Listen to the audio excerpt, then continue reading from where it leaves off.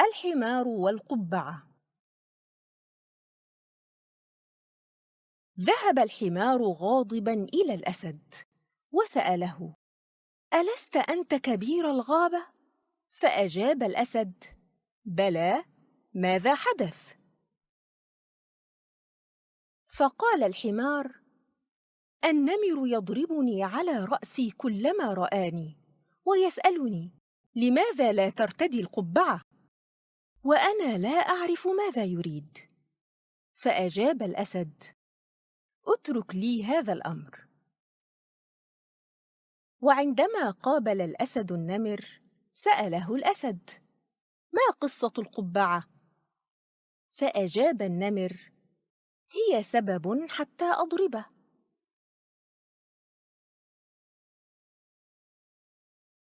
فقال الأسد: ابحث عن سبب جيد، مثلاً اطلب منه أن يحضر تفاحة، فإذا أحضرها صفراء اضربه وقل له: لماذا لم تحضرها حمراء؟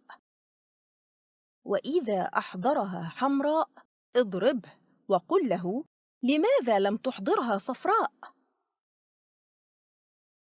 فأجاب النمر: فكرة جيدة.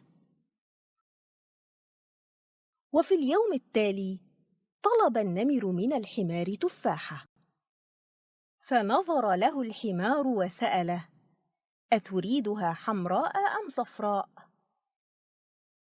فكر النمر قليلاً ثم ضرب الحمار وقال له: لماذا لا ترتدي القبعة؟